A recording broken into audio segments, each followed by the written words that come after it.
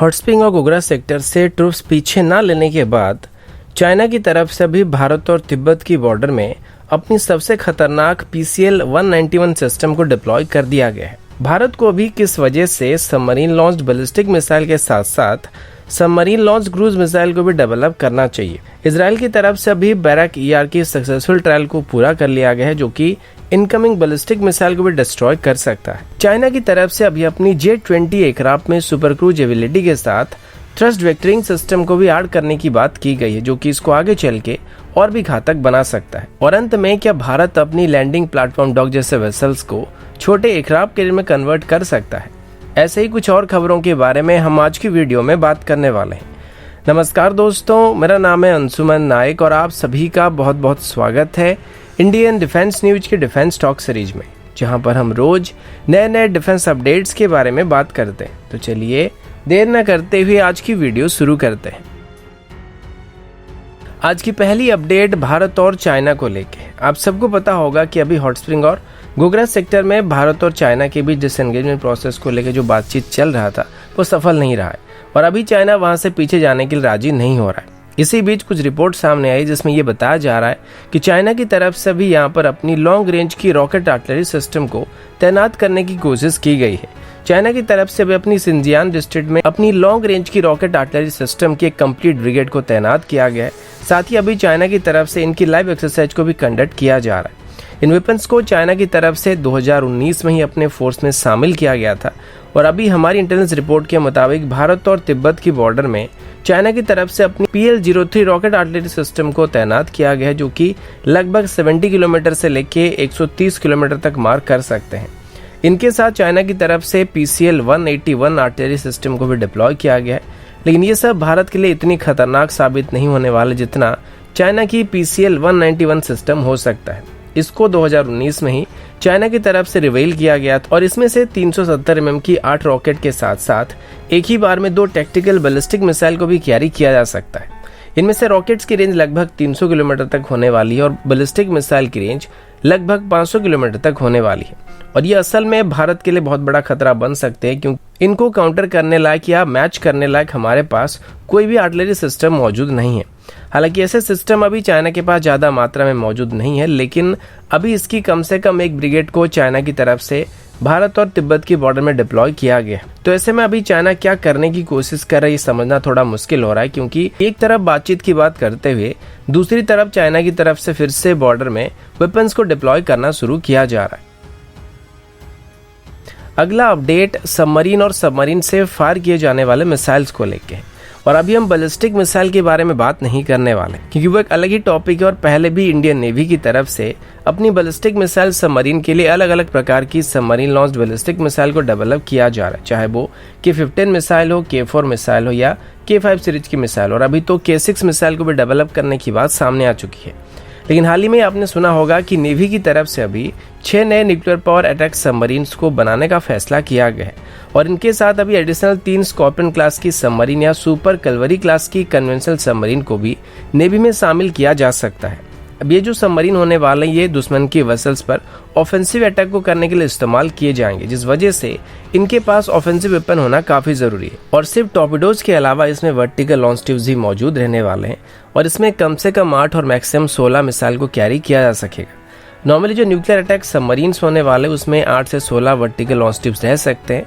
और जो conventional submarine होने वाले उसमें 4 से 8 के आसपास वर्टिकल लॉन्च ट्यूब होने की उम्मीद किया जा रहा है। लेकिन अभी हमारे पास ऐसी कोई भी सिस्टम नहीं है जिसको कि सबमरीन की वर्टिकल लॉन्च ट्यूब में फिट किया जा सके, यानी कि हम सबमरीन तो बना रहे हैं लेकिन इनसे फायर करने लायक कोई हथियार अभी तक नहीं बना रहे। हालांकि ब्रह्मोस मिसाइल को 2 बार अंडर वाटर प्लेटफॉर्म से टेस्ट किया जा चुका है, लेकिन आखिरी बार जब इसको 2016 में टेस्ट किया गया था उसके बाद इसकी फर्दर टेस्टिंग कभी भी नहीं किया गया है, क्योंकि अभी हमारे पास ऐसा कोई भी प्लेटफॉर्म नहीं था जिसमें हम इस तरीके की मिसाइल को इंटीग्रेट कर सके। फिलहाल पिछले 2 साल में DRDO की तरफ से एक नई लॉन्ग रेंज की लैंड अटैक क्रूज मिसाइल को डेवलप करने की बात की गई थी, जिसको शायद अभी निर्भय मिसाइल को बेस करके डेवलप किया जा रहा है और इसको आगे चल के अंडर वाटर प्लेटफॉर्म से फायर करने के लिए अगर मॉडिफाई किया गया तो एक बहुत ही बढ़िया चॉइस होने वाली है, क्योंकि ये लगभग 1000 किलोमीटर तक मार कर सकता है। और इसकी अभी एक और Mark II वेरिएंट को भी डेवलप करने की बात की जा रही है, जिसकी रेंज 2000 किलोमीटर से ज्यादा होने वाली है और ये दोनों आगे चल के इंडियन नेवी की अटैक सबमरीन फ्लीट की मेन वेपन बन सकते हैं और इनकी मदद से हम दुश्मन की किसी भी नेवल वेसल को काफी दूरी से डिस्ट्रॉय कर सकते हैं। लेकिन उसके लिए अभी से हमको इनको डेवलप करने की जरूरत पड़ने वाली है, क्योंकि अगर हम अभी से इनको डेवलप नहीं करते तो जब हमारे पास सबमरीन तैयार होंगे तब हमारे पास उनमें फिट करने के लिए वेपन सिस्टम मौजूद नहीं होगा। और ऐसे सिचुएशन हम पहले भी फेस कर चुके हैं, क्योंकि जब कलवरी क्लास की सबमरीन को इंडक्ट किया गया था 2 से 3 साल तक इनमें फायर करने के लिए 533 m की टॉर्पेडो भी हमारे पास मौजूद नहीं थे और इसको धीरे धीरे करके बाद में खरीदा गया है। अगला अपडेट बैरक ईआर मिसाइल को लेके है। लगभग 1 महीने पहले एक अपडेट आया था जिसमें यह बताया गया था कि इजराइल की तरफ से भी बैरक ईआर सीरीज की मिसाइल की टेस्टिंग करना शुरू किया गया था। अभी पता लगा कि इजराइल एरोस्पेस इंडस्ट्रीज की तरफ से बैरक ईआर मिसाइल यानी कि इसकी एक्सटेंडेड रेंज वाली वेरिएंट की सभी ट्रायल को कंप्लीट कर लिया गया है और इसे इजराइल की तरफ से आगे चल के भारत को भी ऑफर किया जा सकता है। लेकिन फिलहाल भारत अपने खुद की एक वेरिएंट को यहाँ पे बनाने की कोशिश कर रहा है जो कि बैरक ईआर की परफॉर्मेंस को मैच कर सकता है। अब बैरक ईआर में सिर्फ इसकी रेंज को ही बेहतर नहीं किया गया बल्कि इसकी इंटरसेप्शन कैपेबिलिटी को भी काफी हद तक बेहतर किया गया, क्योंकि अभी इजराइल एरोस्पेस इंडस्ट्रीज की तरफ से किए गए क्लेम के मुताबिक ये किसी भी एरियल टारगेट को इंटरसेप्ट कर सकता है, चाहे वो दुश्मन की एयरक्राफ्ट हो या दुश्मन की बैलिस्टिक मिसाइल हो। अभी हाल ही में इजराइल एरोस्पेस इंडस्ट्रीज की तरफ से इसकी जो ट्रायल कंडक्ट किए गए थे उसमें से इसको दुश्मन की बैलिस्टिक मिसाइल को इंटरसेप्ट करने के लिए टेस्ट किया गया था और अभी टेस्ट कंप्लीट होने के बाद इजराइल एरोस्पेस इंडस्ट्रीज की तरफ से ये कहा गया कि अभी ये कोई भी बैलिस्टिक मिसाइल को इंटरसेप्ट कर सकता है और इसे बोथ नेवल और लैंड बेस्ड सिस्टम से लॉन्च करने के लिए डिजाइन किया गया है। और इसमें इस बार स्मार्ट लॉन्चिंग सिस्टम को इंट्रोड्यूस किया गया जो कि कमांड पोस्ट के बिना ही एक वैरायटी ऑफ इंटरसेप्टर को अपने आप ही सिलेक्ट कर सकता है और लॉन्च कर सकता है। यानी कि अगर हमारे पास लॉन्चर में 2 से 3 तरह के इंटरसेप्टर मिसाइल मौजूद हैं तो ये इनकमिंग थ्रेट को डिटेक्ट करने के बाद उसी हिसाब से ऑप्टिमम इंटरसेप्टर मिसाइल को लॉन्च करने वाला है। अगर इसको भारत खरीदना चाहे तो ये भारत के लिए कोई मुश्किल काम नहीं होने वाला है, लेकिन अभी डीआरडीओ अपनी खुद की एक एक्सटेंडेड रेंज वाली LRSAM को भी डेवलप करने का प्लान कर रहा है जो कि लगभग 140 से 150 किलोमीटर तक मार करने वाला है। और इसी वजह से अभी इजराइल की तरफ से भारत को इस मिसाइल को ऑफर करने के बाद भी भारत की तरफ से इसको खरीदने के लिए इतना खास इंटरेस्ट दिखाया नहीं जा रहा है। अगला अपडेट J-20 को लेके। आप सबको याद होगा कुछ दिन पहले अपडेट सामने आया था कि चाइना की तरफ से अभी J-20 एयरक्राफ्ट के लिए एक नए इंजन को डेवलप किया जा रहा है जिसको इंटीग्रेट करने के बाद J-20 लगभग मार्क 2.55 सीट को हासिल कर सकता है। सिर्फ इतना ही नहीं बल्कि अभी तक जिस वजह से J-20 को क्रिटिसाइज किया जा रहा था कि ये सुपर क्रूज नहीं कर सकता है, ये खामी भी जल्दी दूर किया जा सकता है। यानी कि अब J-20 सुपर क्रूज भी कर सकता है और ये J-20 के लिए एक बहुत ही बड़ा पॉजिटिव पॉइंट होने वाला है। और इसके अलावा भी J-20 में काफी सारे खामियां भी मौजूद हैं, जैसे कि इसके रडार क्रॉस सेक्शन फ्रंट से तो ठीक ठाक है लेकिन बाकी साइड से और पीछे से काफी ज्यादा है। साथ ही ये बहुत ही बल्कि और बड़ा एयरक्राफ्ट होने की वजह से इसकी मैन्युअलिटी भी इतना अच्छा नहीं है जो कि किसी भी फाइटर एयरक्राफ्ट जैसा नहीं है। और आजकल की कोई भी मॉडर्न 4.5 जनरेशन के एयरक्राफ्ट के साथ ये डॉग फाइट में जीत नहीं सकता है। लेकिन अभी चाइना की तरफ से इसका भी तोड़ निकाल दिया गया है और अभी चाइना की तरफ से J-20 में एक थ्रस्ट वेक्टरिंग सिस्टम को इंट्रोड्यूस करने की बात की गई है और ये एक 2D थ्रस्ट वेक्टरिंग सिस्टम होने वाला है जैसा सिस्टम F-22 में इस्तेमाल किया जाता है।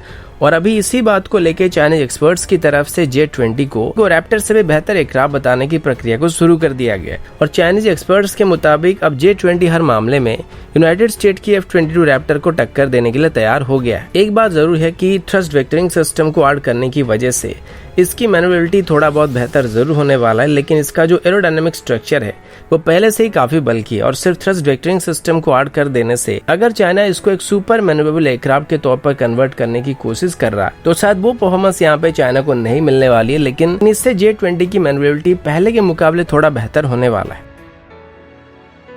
अगला अपडेट कोई ऑफिशियल अपडेट तो नहीं है, लेकिन इसको लेके 2-3 सब्सक्राइबर ने सवाल किया था तो हम आज इसके ऊपर भी थोड़ा डिस्कस करने वाले हैं। तो जहां तक मुझे पता लगा कि टॉप डिफेंस न्यूज साइट में इसको लेकर आर्टिकल आया था जिसमें ये बताया गया था कि अभी फंड की इशू होने की वजह से इंडियन नेवी की तरफ से अपने तीसरी एयरक्राफ्ट कैरियर को बनाने की प्रोग्राम को थोड़ा सा पोस्टपोन किया गया है और बदले में हम अभी न्यूक्लियर सबमरीन को बनाने के ऊपर ज्यादा फोकस कर रहे हैं।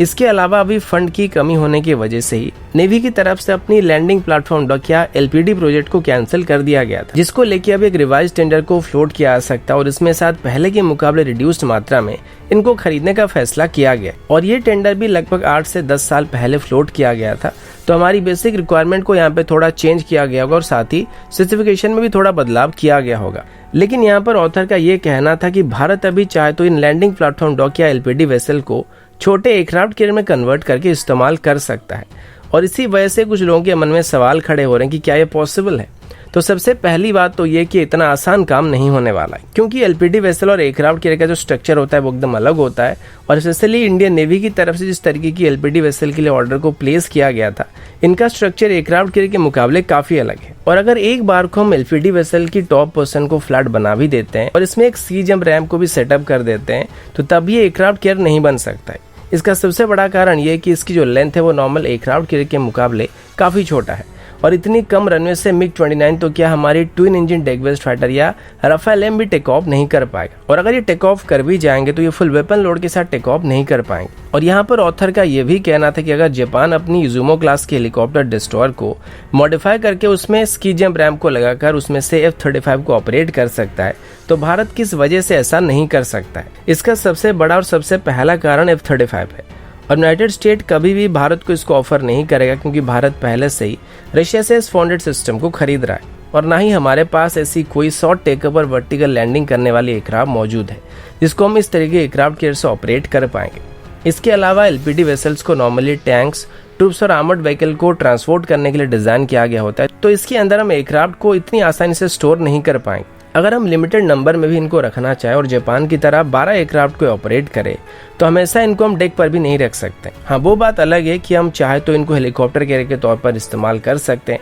और एक मल्टी मिशन वेसल के तौर पर इनका इस्तेमाल किया जा सकता है, और ये एक पॉसिबल सोल्यूशन है। लेकिन जहाँ तक बात रही LPD वेसल को प्रॉपर एयरक्राफ्ट कैरियर में कन्वर्ट करने की, तो ये फिलहाल भारत के लिए पॉसिबल या प्रैक्टिकल नहीं है।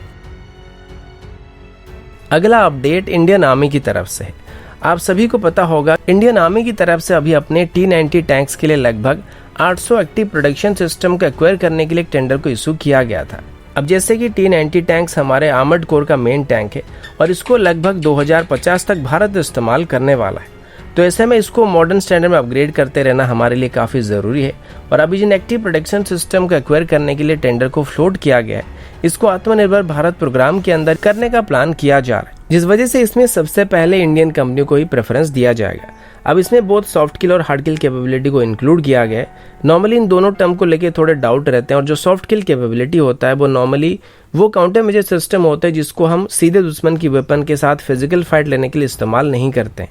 और एक तरीके से इसको दुश्मन को ब्लाइंड करने के लिए धोखा देने की कोशिश करते हुए इस्तेमाल करते हैं, चाहे वो स्मोक डिस्चार्ज हो गया, इन्फ्रारेड जैमिंग जैसे सिस्टम हो गया। और इस तरीके की सिस्टम को दुश्मन की टैंक की नजर से गायब होने के लिए इस्तेमाल किया जाता है, और वो हमें ट्रैक नहीं कर पाते, और इसी बीच हम दुश्मन के टैंक के ऊपर फायर कर देते हैं। इसके अलावा अगर टैंक पर कोई एंटी टैंक गाइडेड मिसाइल को फायर किया जाता है या फिर इसी तरीके की कोई सिस्टम को फायर किया जाता है, तो इसको डिटेक्ट करने के लिए जो वार्निंग मिलती है उसको भी सॉफ्ट किल कैपेबिलिटी के अंदर ही गिना जाता है। अब हार्ड किल कैपेबिलिटी क्या है, इसको मैंने पहले भी आपको बता दिया था कि अगर दुश्मन की तरफ से हमारे ऊपर नॉर्मल राउंड को फायर किया जाता है या फिर एंटी टैंक गाइडेड मिसाइल को भी फायर किया जाता है, तो हमारे टैंक में भी काउंटर मेजर सिस्टम मौजूद रहते हैं जो कि दुश्मन की प्रोजेक्टाइल को ट्रैक करते हैं, और ये टैंक में हिट करने से पहले हमारे टैंक की काउंटर मेजर सिस्टम की तरफ से दुश्मन की एंटी टैंक गाइडेड मिसाइल को रोकने के लिए अपनी इंटरसेप्टर सिस्टम को लॉन्च किया जाता है, और ये सिस्टम दुश्मन की एंटी टैंक गाइडेड मिसाइल या कोई भी प्रोजेक्टाइल के सामने जाके फट जाता है, जिससे दुश्मन की एंटी टैंक गाइडेड मिसाइल या प्रोजेक्टाइल वहीं पर ही डिस्ट्रॉय हो जाता है,